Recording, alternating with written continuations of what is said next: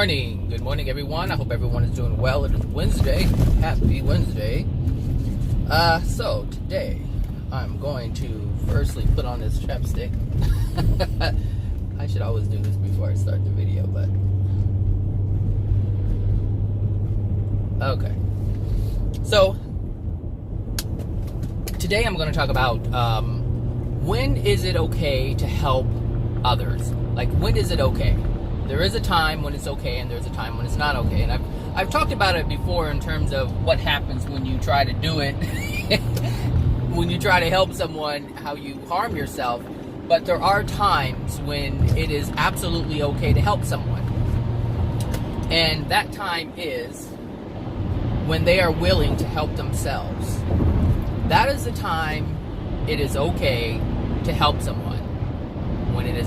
When they are ready to help themselves, when they are ready to put energy into themselves, to better themselves, to improve themselves, then that is a time that it is absolutely okay to assist another person. But when they are not willing, we cannot. When they are not willing, we cannot. Because then we're going against their law of attraction. Their law of attraction is what is creating their suffering. And so if we do something because we don't like to see them suffer, then we are in disharmony with love.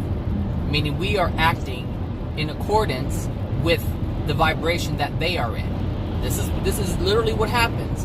When someone is suffering and we don't like to see them suffer, we attempt to help them, or we attempt to ease their pain. We attempt to ease their suffering. When we do that, we are now in vibration. As the person, we are trying to help because we're not helping. That's why we're in the same vibration. They're not helping themselves and we're not helping them. Therefore, we are one. This is a like attracts like. So when you believe or when you feel you're helping someone, yes, you may believe it, and yes, it may feel great that you're ending someone's suffering or you're alleviating a little of the suffering. It may feel good in the moment, but you're still out of harmony, and this is what causes our karma. This is why I say, leave people alone. So, when is it okay to help someone? When someone says, hey, I need help. Can you please help me? You have to analyze and discern what is it that they're asking you. That's number one. Number two is, if you offer help, if you see that they are struggling and you say, hey, do you understand what's going on? You know, it's not okay to just do it for someone, because that's not helping them. That's you doing it for someone. That's you taking out, it's you carrying out a task and allowing someone else to have the benefit. So you believe, so you think, so you feel.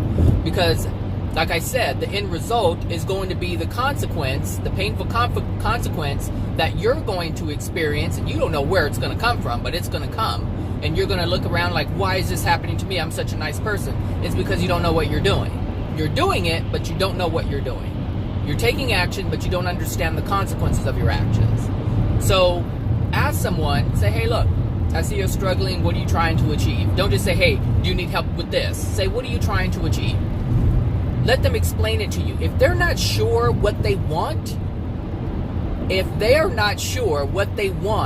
have to be sure of what they want. The help that they need to be clear as to the help that they need. And some people may say, well, what if they don't know? Well, have a conversation. Have a conversation.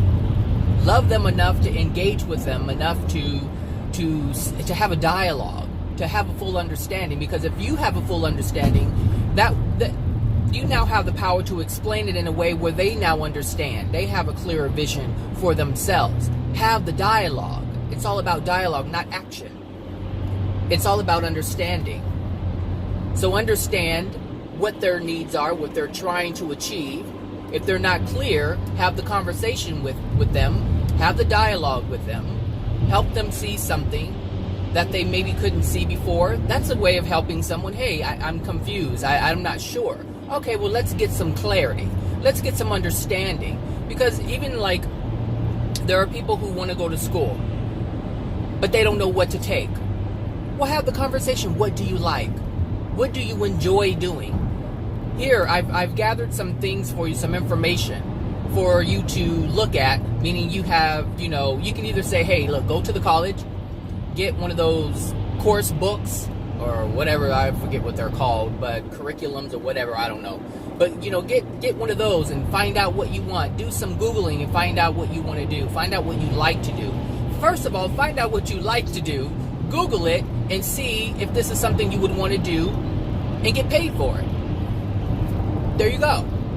Like if someone likes assisting people who are sick, if they want to do nursing and that's what they want to do, then fine. I'm not going into loving and unloving. I'm just on what they want to do for themselves. So help them out. Say, hey, look, these may be some options. And they're like, oh, wow, I didn't even know I could get paid for doing that. Seriously, some people get paid doing the things that they love. And that's it. But they didn't know they could do that. So that's what I'm saying. It's okay to help someone, but don't do it for them. Just help them make the choice. Don't make the choice for them. Don't take the action for them. Just assist them. And if they flat out ask you, hey, look, I'm lost, I need help, then assist them. But if you find that they're looking for you to do it for them, that's when you have to take a step back. That's when you use the discernment and you say, you know what?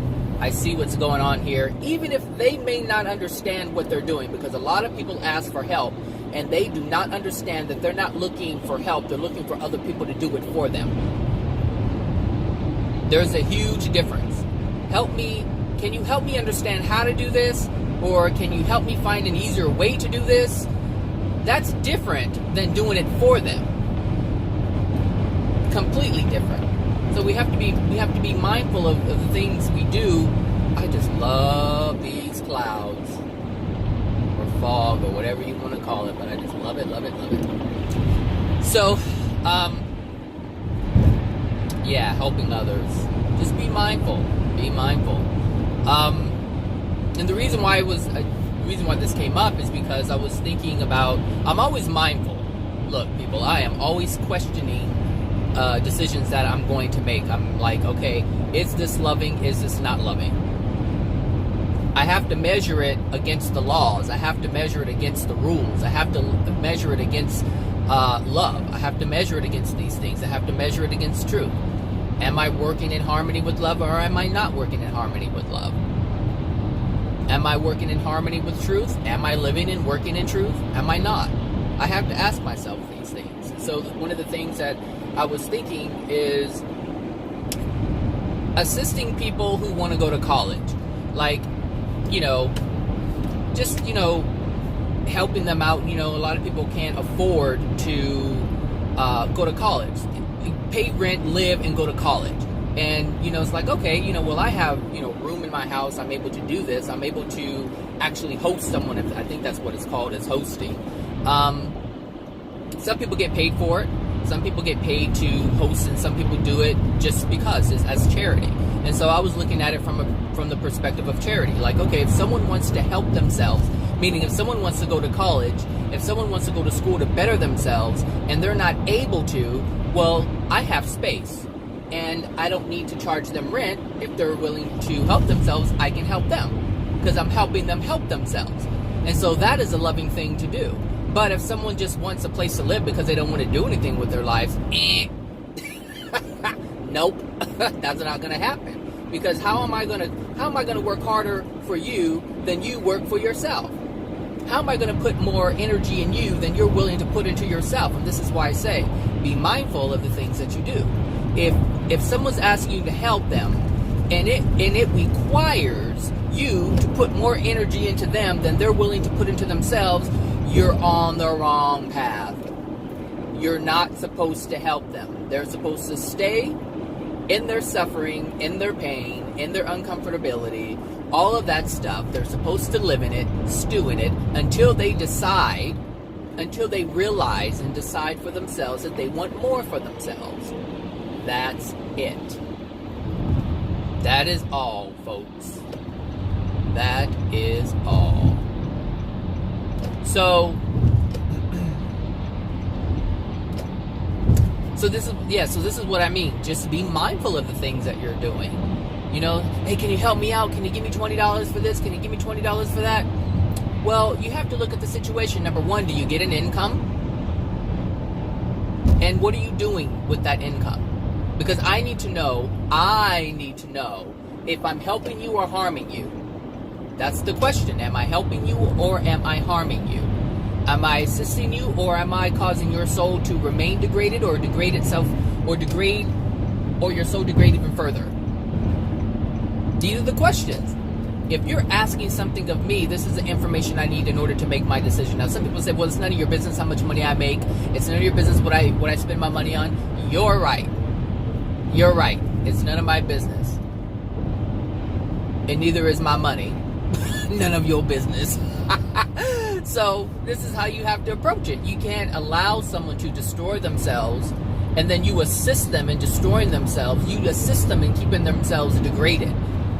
I mean, you can. First of all, you can do anything. Let me just say that. You can do anything you want to do. If you want to help people and however you feel you feel is helping people, then you do that. You do you, boo-boo. You do all you, boo-boo, all day long. I'm not saying to stop doing what you're doing. I'm just pointing out what happens when you attempt to help someone in a loving way and when you attempt to help someone in an unloving way.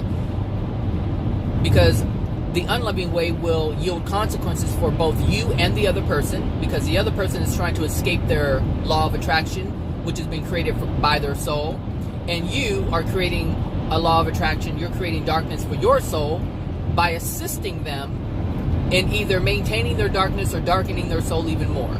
So that's what happens when you help people in an unloving way, which is not helping them at all. It's just taking action in an unloving way. So when you love someone and you're like, hey, I see you're struggling here. I see you're asking for money. Well, let's get some things straight. If you're asking me for my money, I need to know if the decision that I'm going to make is a loving one or an unloving one. So I need some backstory. What's going on with you? Again, here goes the conversation. Here comes the dialogue. Here comes the understanding. Okay, I see what's going on. I see what you're doing I see you make this much money, and I see you're doing this with this much money, so I can see what you're able to manifest and what you're not able to manifest. So the problem really is your manifestation. So I can help you understand so that you can take different actions and you can change your feelings, you can change how you feel, you can change your thoughts so that you can create more money, so that you don't have to feel dependent upon someone, so that you can be self-sufficient. We can do this together. And if they don't want to do that, then that means they don't want to change their situation, which means they want to continually ask other people to sustain them, and they're not willing to sustain themselves. This is why I say, understand, have the dialogue, have the conversation. Do you see how much information you can get just by having a conversation? Just by having a conversation. Engaging with other souls. Using discernment.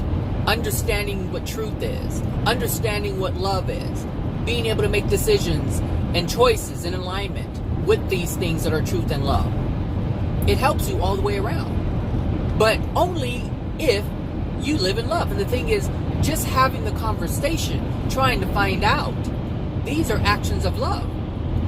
This is coming from the intent that you have is coming from a loving place, so that you can make a loving choice. But when you don't ask these questions, when you don't care what your intent is, you get all kinds of stuff. This is why it's good to know who you are, why you are who you are, everything about yourself. Know how you feel towards things. Why do you feel this way towards things? I smell gasoline. Raw gasoline. Anyway, so that's it. Helping people. Knowing when to help people. Just have a conversation. And look, it's really easy. It's not even a difficult thing, because degraded souls won't have anything to do with what you're trying to do if you're coming from love. They will have nothing to do with you. Therefore, you don't have the guilt or the shame for not helping someone. You're allowing them to reject the help. You understand?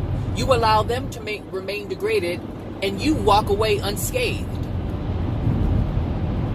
Do you see how easy, how simple that is? Like, wow, that's so simple, that's so easy. It's so simple, it's so easy. You hear me say that all the time, and it is. It's really that easy. Hey, I need some help. I need $100 for this, and I need $100 for $20 for that, or $50 for this. Okay. Well, I need to understand what my money's going towards. I need to understand the situation. I don't have time for all that right now. Okay. They don't have time for it right now. So they rejected it. They rejected it right then and there. If you're not going to give me the money, just say so. And they try to make it all about you, but really it's all about them. They try to make it all about you, but in actuality, in reality, in truth, it's all about them. Ooh, this skunk is strong. Hold on.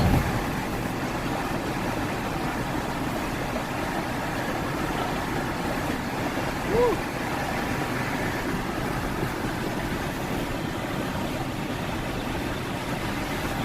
Wow.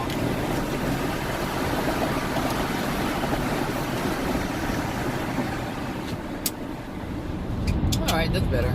So, but do you see how easy that is? How simple? You just, look, it has to be about them. They're the one asking you for the money. It's not about you. So this is how you live in, this is what I'm saying, people. If you live in love, if you live in truth, you won't have to worry about guilt. If you live in love, if you come from a place of love, if you come from a place of understanding, you will not have to worry about shame or guilt. Some people will attempt to shame you.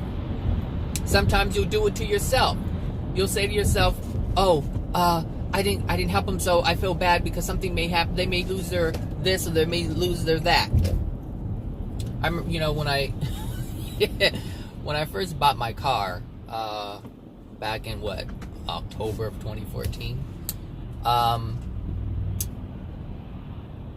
the car, salesman, whatever, I got him. That was my law of attraction. So of course, I got my car. He calls me not too many days later, and he asked for money. He asked me for a loan. He asked me for money, and it was like $160 something because of his car. Like, he didn't have I guess his wife had a car, and it was an Altima or something, whatever. And he said, I'm kind of having it hard right now, and we don't have enough to make the car payment. We don't make the car payment, they're going to repossess the car, blah blah blah. And so I gave him the money. I wrote a check for him, because that's how I was taught. I was taught to help people if they are in need, and I did it, and I didn't get the money back. And I wasn't angry about it. I just said, hey, look, at the time, I had the money. I'm like, look, I got the money. So what? It's just $100 and something, whatever. I would go and spend that on whatever it is that I wanted to spend it on. So it wasn't like I was strapped for cash. So I wrote him the check. I think it was $100 and something. It could have been. I think that was it. I'm not sure. And and so he said, yeah, I'll pay it back by this date, and he never paid it back. And I don't know if I called him. I think I attempted once, and he said things were still hard. And after that, I just left it alone. I just considered it a loss, and I did not understand. The thing is, I didn't have to lose. I didn't have to miss out on that. I did not have to miss out on it. Oh, what an asshole! You're an asshole. What an asshole. He's such an asshole. Anyway, so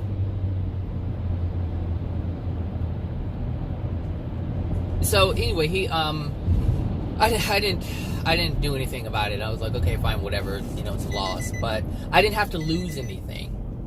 I didn't have to lose that money. That man did not have to be my law of attraction. And if I knew what I knew now, he would have never gotten the money. But my point is, I did not know that. I did not know that. And because I didn't know I was acting unlovingly, I had to lose out on $100 and some. That's what happened. I had to lose out on it. That was my law of attraction.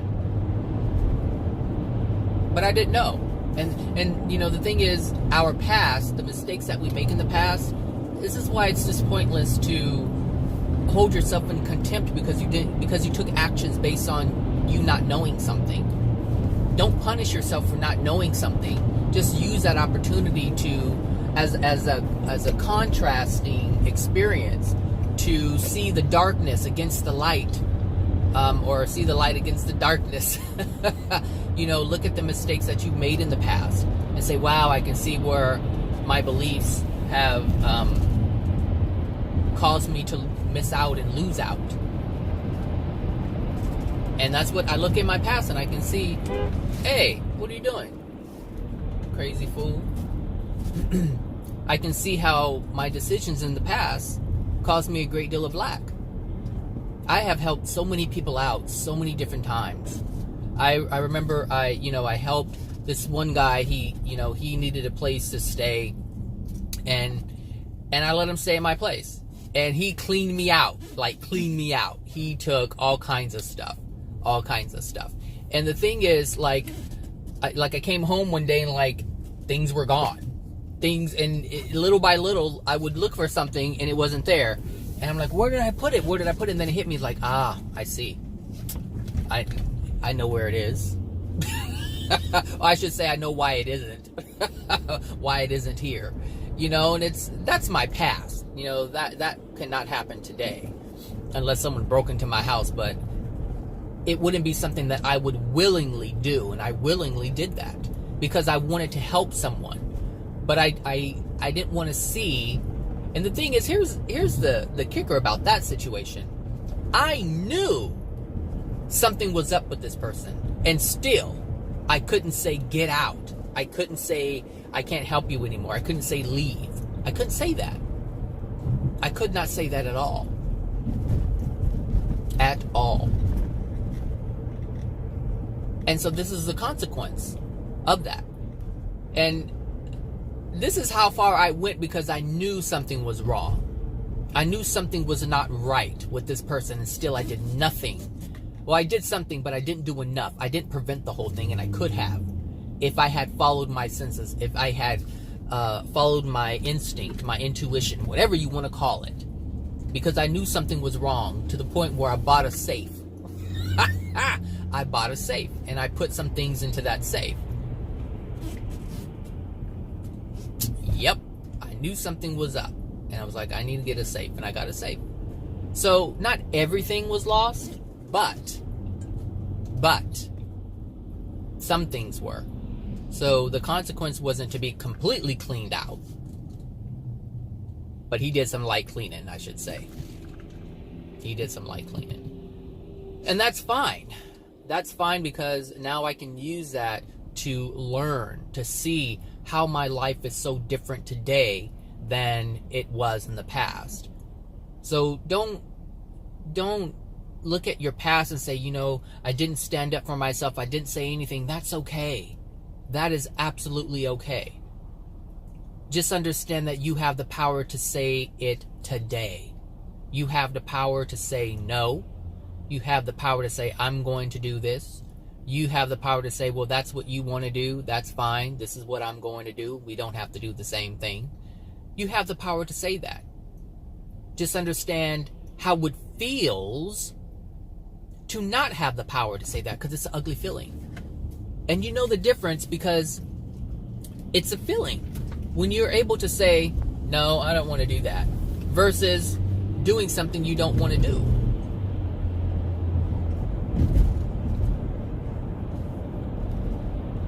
You dig? I use my past so much. I don't judge my past. That's not to say that I don't have pain from my past. I just don't judge my past. I don't say, gosh, I was so stupid for doing that. No. See, the feeling of stupidity is in my past. I can't allow something from my past to dictate how I feel today. Now, I'm not talking about emotional injuries. Emotional injuries are these things that are locked within your soul. What I'm talking about is living differently today. And this is completely possible, people. You can live what you consider your best life while having a slew of emotional injuries within your soul. You can do that. The problem isn't the pain from the past. The problem is you keep living today as if you were living in the past. That is the difference. When you're in the spirit world, and it's no different here. It's no different here. People are doing it here. Well, not really, but just follow me for a bit. People, I'll just use the spirit world as an example because it's easier to understand when I use levels. So you have the spirits or the souls who move up in dimensions: first dimension, second dimension, third, fourth, fifth, and sixth. You have these people who move up, but they can't get into the seventh because there's things within their soul that they haven't dealt with. Why? Because I wasn't looking at the map. This is awful. Oh yeah, this is awful.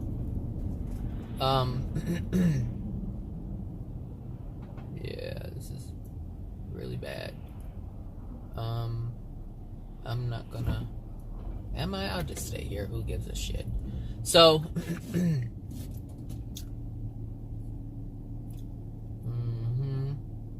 Anyway, so when these souls, they can't get past this, they can't get past the gate to the seventh dimension, because in order to get to the seventh dimension, all your emotional injuries have to be gone.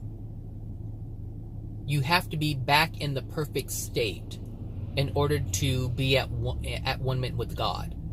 So for the souls who don't believe in God, for I don't know if that one goes, I don't think so.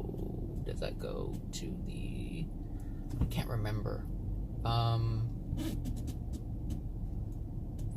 Zachary, I don't know. I'm not gonna wait.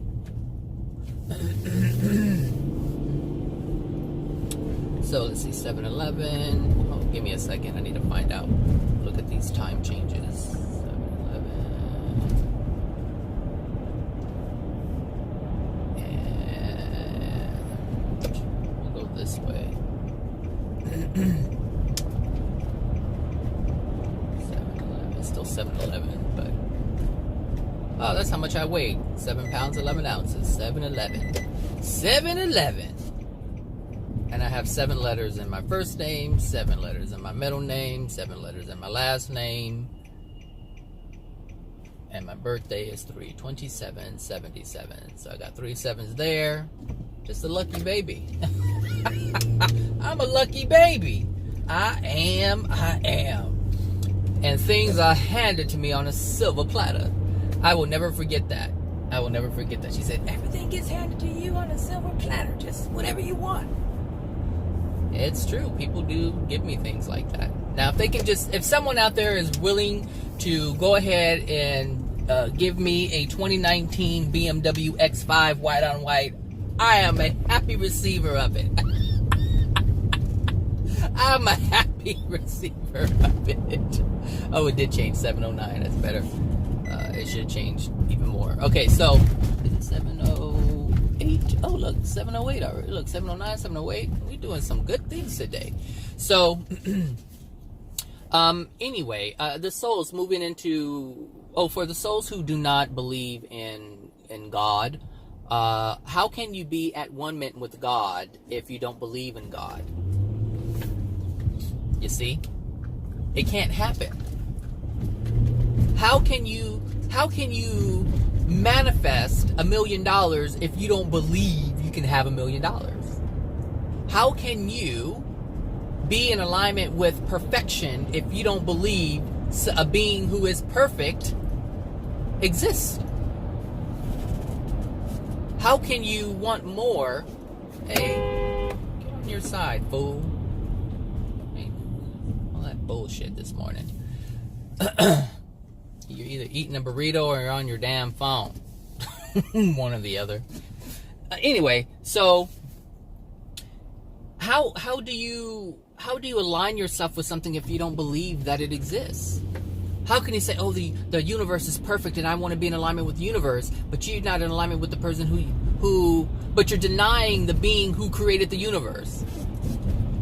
This is what I'm saying. And so I'm not saying if you're atheist or anything like that, that you have to believe in God, because you don't have to do anything. Obviously, you've been doing what you want to do since I don't know when, so you can continue that path.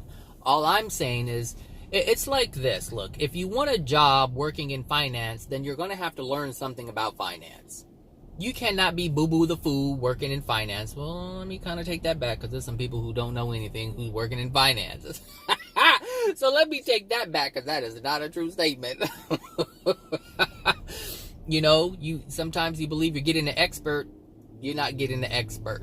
You're getting someone's opinion, and someone's opinion it's not even a educated opinion. So it just depends. But what I'm saying is, how can you be in alignment with something if you don't believe that it exists or that it's possible?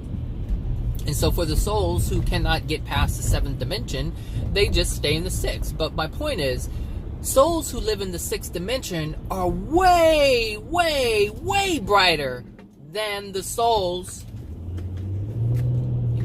All that bullshit, you people.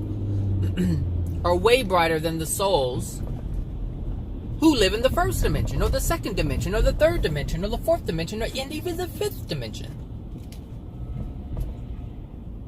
So you can have more love within your soul, but that does not mean that all the emotional injuries are gone. Meaning you can have so much power, so much love within your soul. You can do the right thing. You know how to respect people's free will. And let me tell you, this is what these spirits are learning, and in the higher dimensions. They're learning how to 708. I'm not dealing with that either. They're learning how to, how should I say? They're learning how to respect people's free will. They're learning how to leave people alone. That's what they're learning how to do. But that doesn't mean that they've released the emotional injuries. You can skip a grade. There's many students who skip a grade. But when they do that, they miss the things that would have been learned in the previous grade that they skipped. So yes, they are smart enough to do the work. Let's say you're in 4th grade, right? You're in 4th grade, and you're so smart, you're so advanced, the school wants to bump you up to the 6th grade. You're like, cool, yeah, this person can do 6th grade work.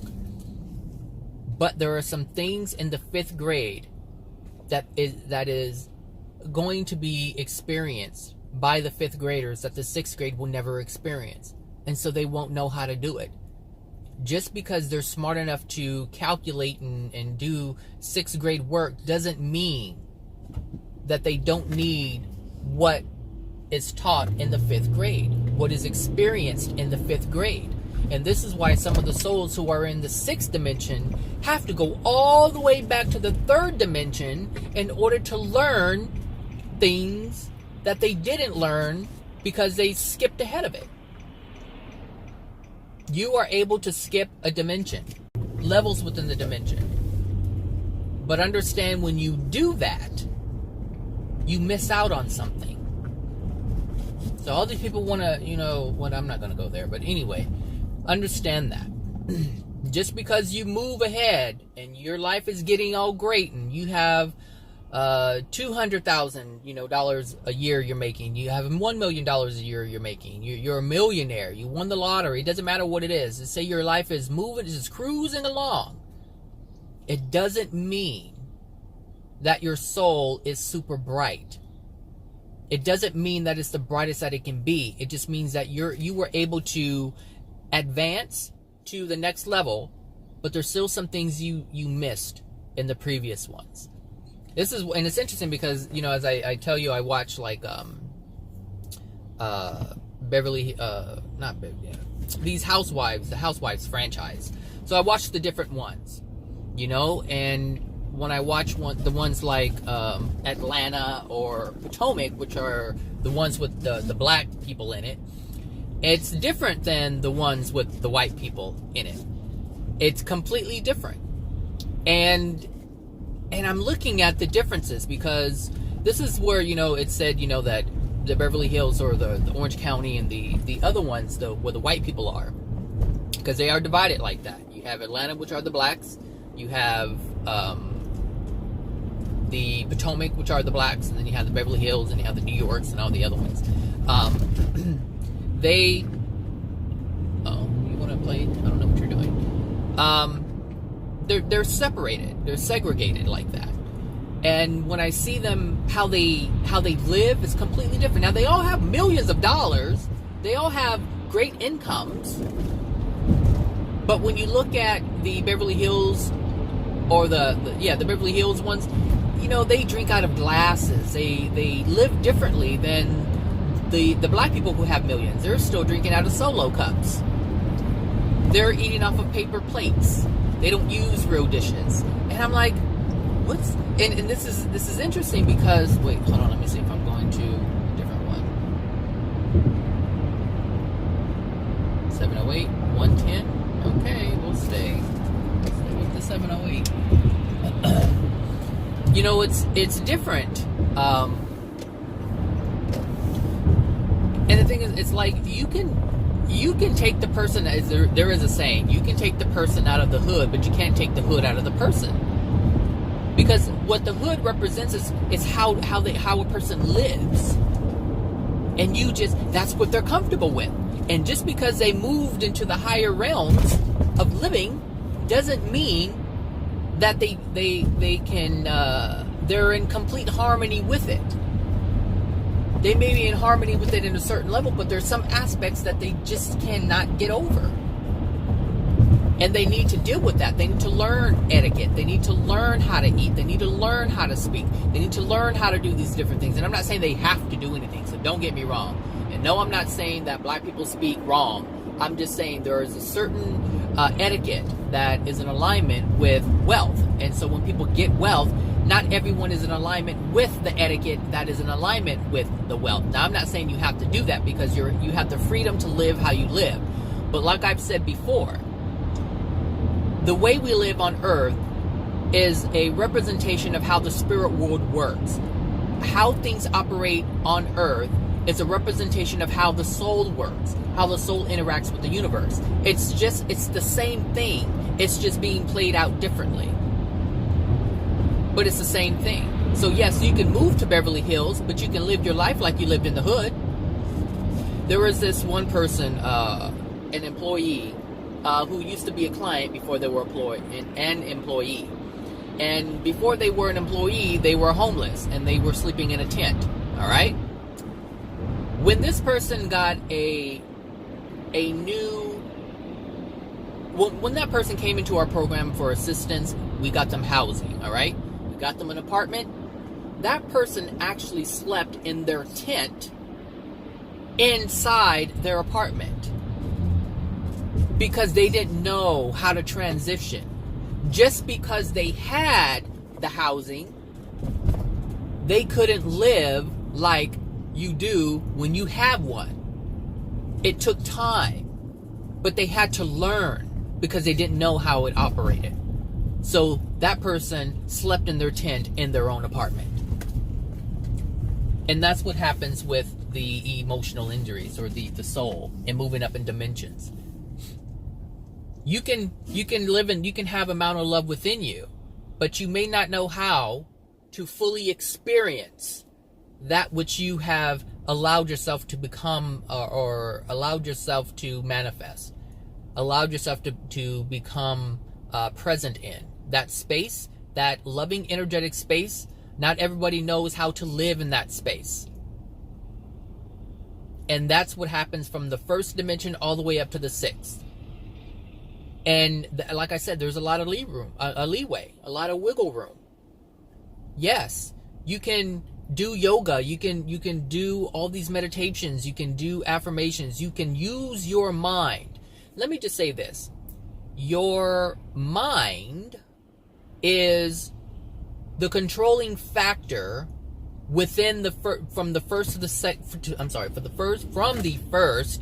sixth dimension. Your mind is able to be the ruler of these spaces. All right? And do you know why that is?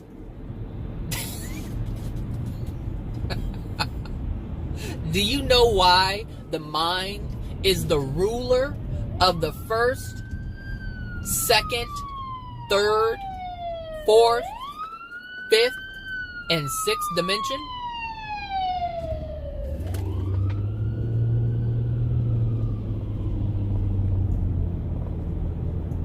I don't hear you. No, I'm playing. Oh, that's fun.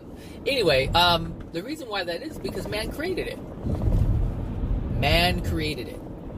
Here's the thing. If you can look at the dimensions like this, each dimension, first, second, third, fourth, fifth, sixth, each one having 1,000 levels. Okay? 1,000 levels each.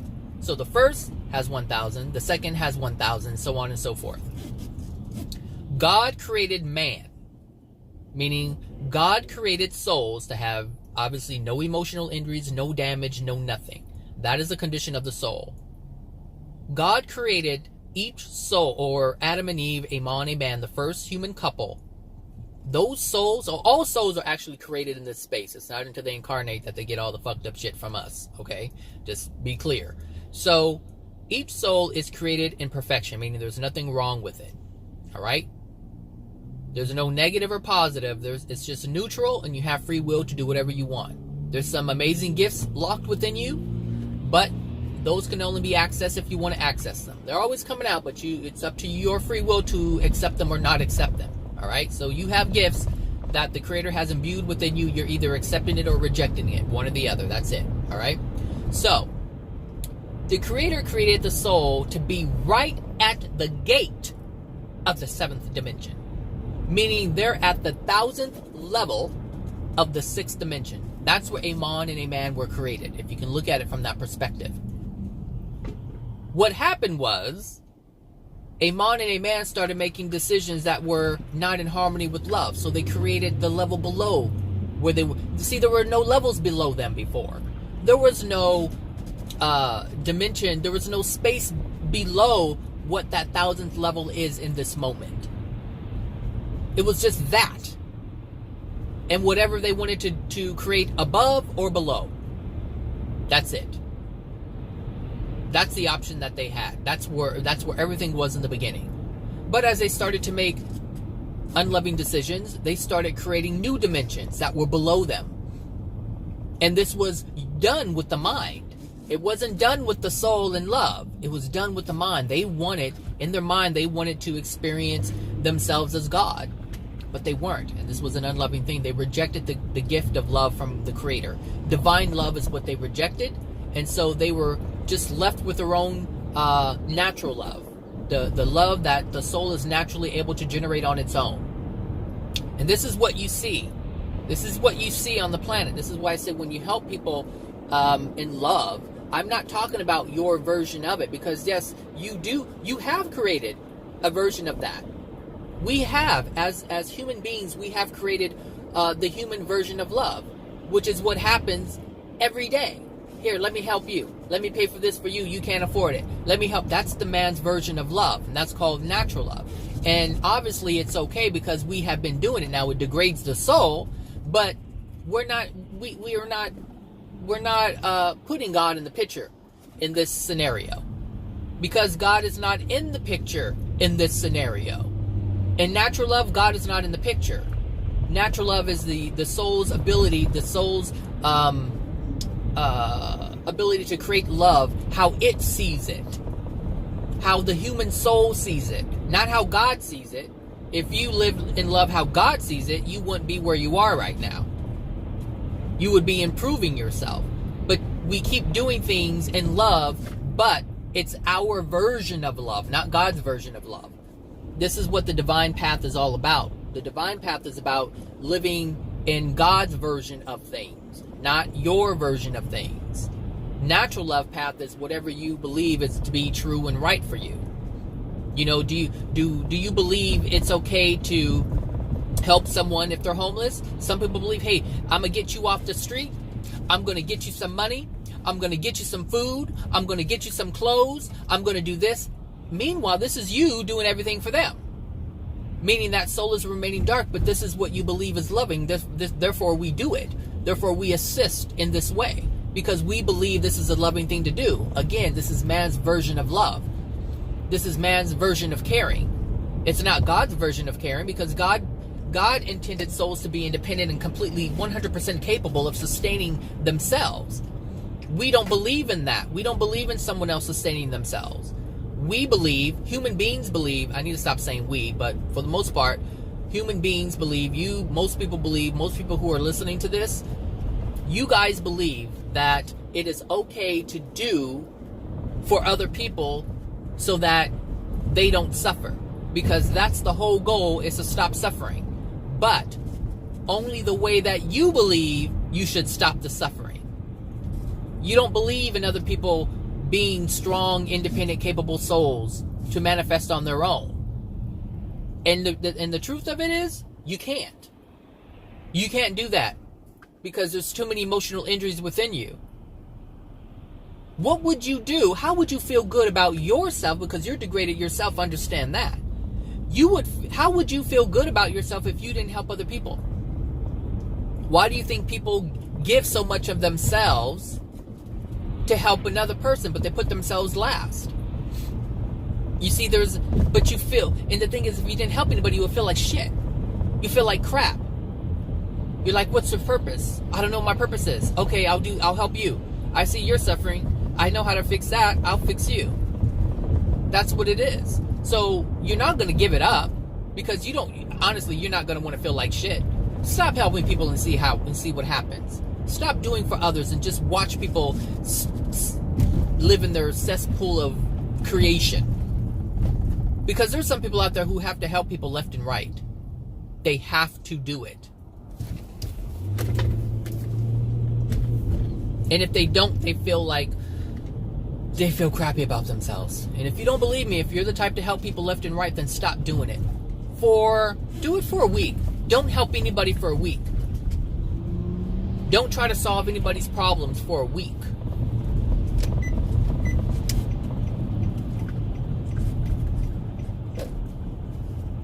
And see what happens. See how you feel. Feel the anxiety within you.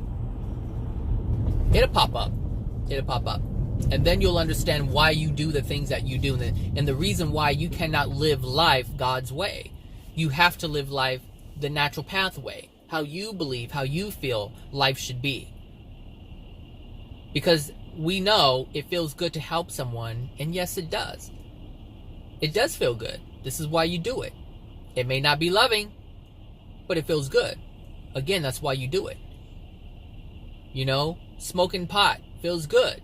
It may not be loving to your body, but it feels good. Now, some people will say, well, hey, you know what? There's medicinal marijuana. I can take it and it makes my pain go away. And, you know, oh, my baby was shivering and shaking and doing this and that. And I gave him CB something, whatever it's called. And now the seizures are gone. You know, this person used to have bad nerve damage and they were just suffering. And now I give them the CB, whatever it's called. And it's gone now. And fine, so be it. That's the natural love path. Just understand that's the natural love path. Because whatever people are experiencing in terms of suffering is actually the very thing that's being displayed to them so that they can understand what's within them emotionally, so that they can release the emotion,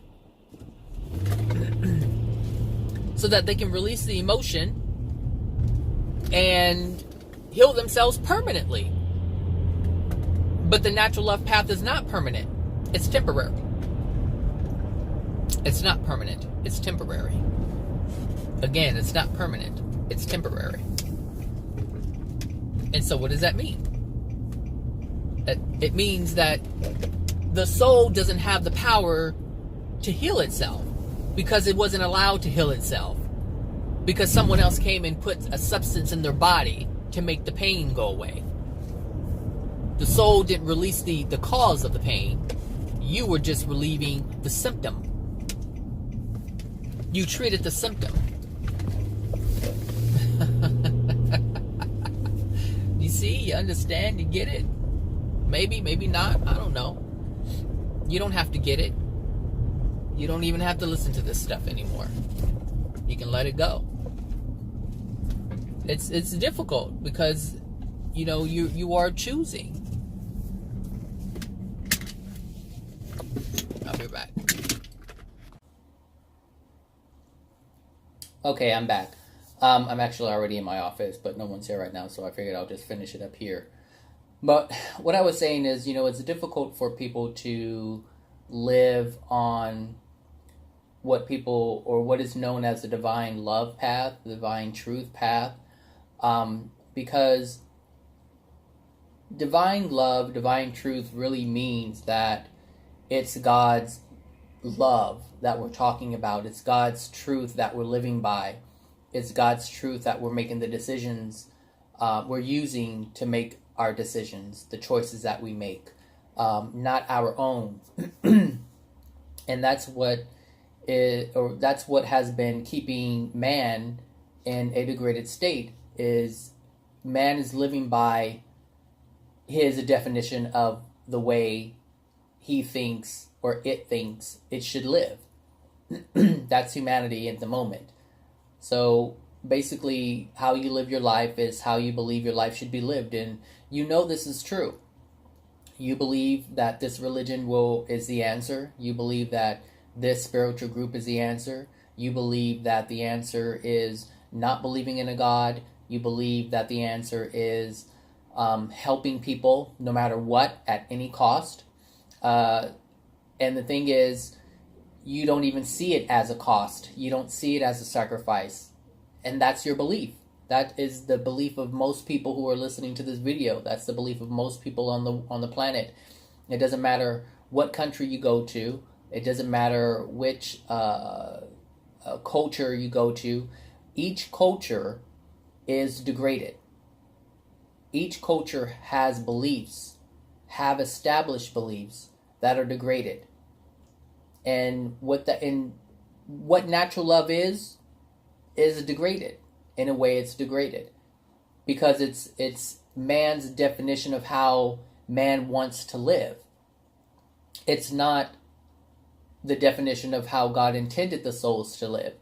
And that's what the free will is. The free will is to create life how you choose, how you feel is the right way to live. And that's what people do. If you believe that the medical system is the right thing to do, then you live by that. Then you become a doctor and you do that. You become an energy healer. They're all the same thing. It's all about helping the soul not face something that needs to be faced in order to truly heal itself. It's all the same. Energy work and a surgeon, they do the same thing. They do the same thing.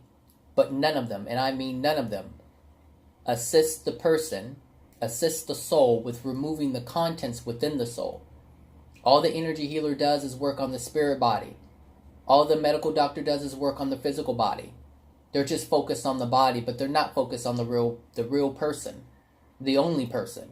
It's the soul. It's the true you.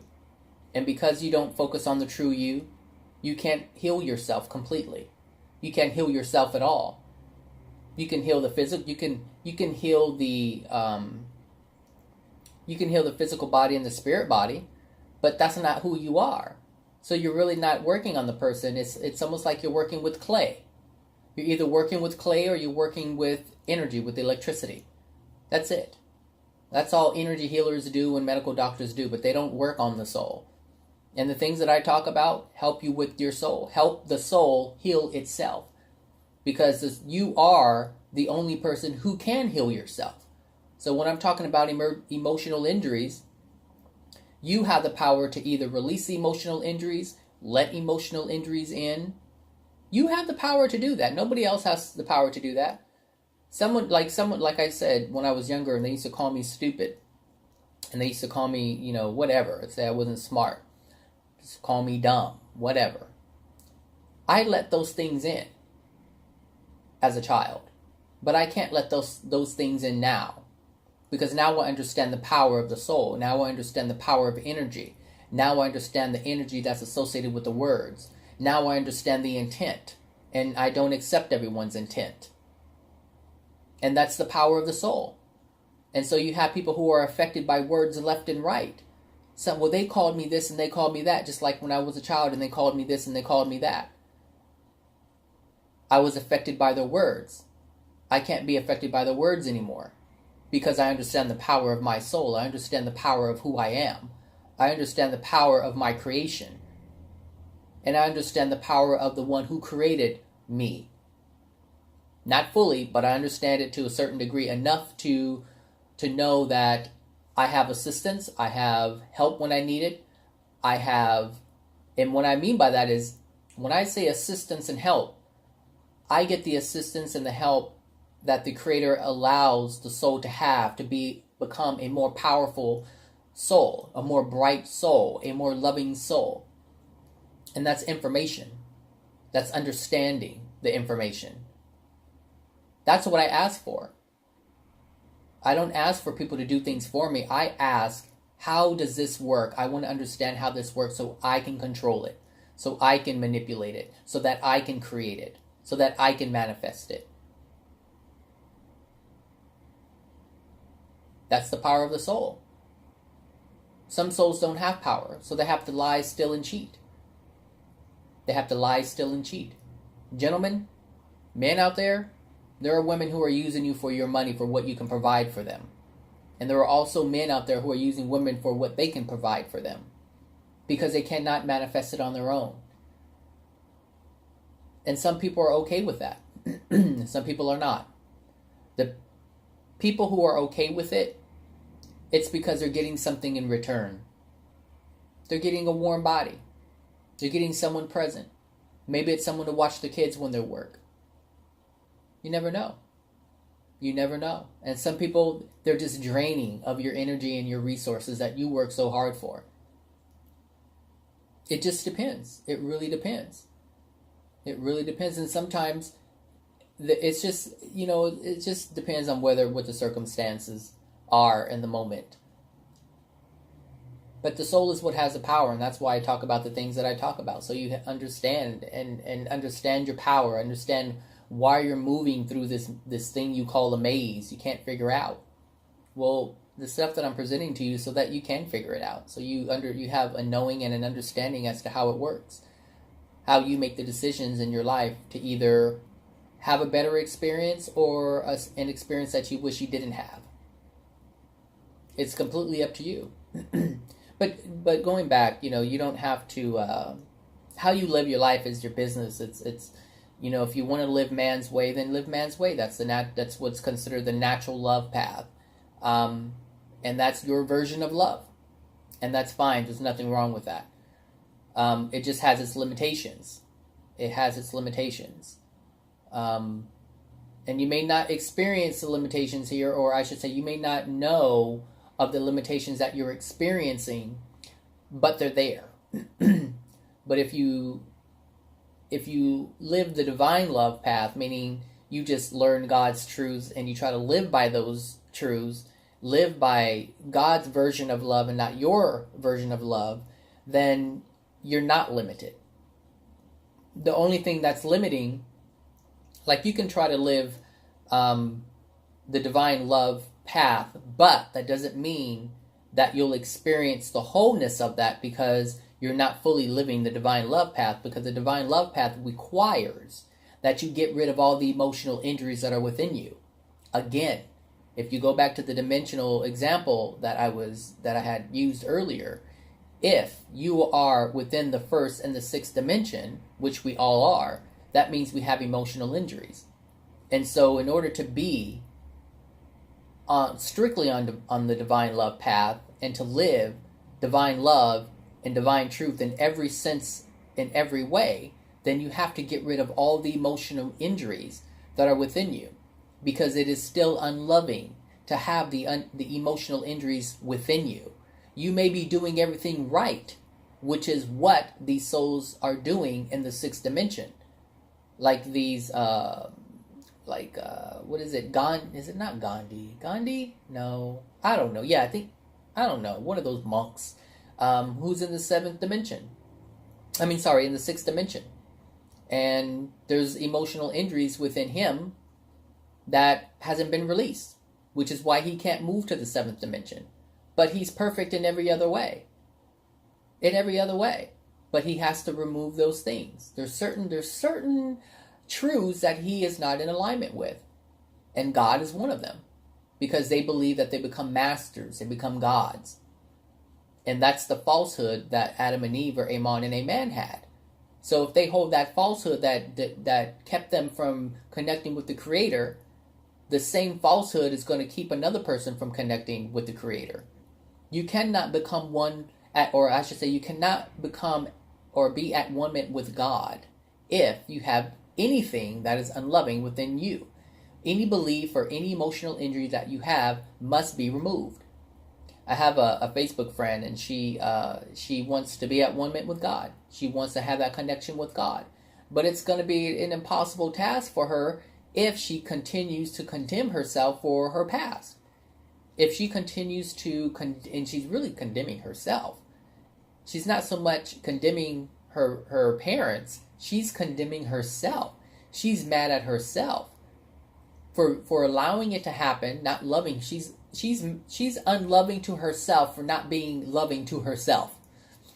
And this is the cycle she's on. I can say I don't know how many times, and she won't get it because her goal is to be angry with herself for not loving herself. And what she does is she says, oh, it's because this is what my dad taught me, or this is what my dad did to me, or my mom did to me. And so she's using them as an excuse to stay there, because that sustains who she is. But she can't ever get out of it if she doesn't stop condemning herself. Does that make sense? Like, she's condemning herself.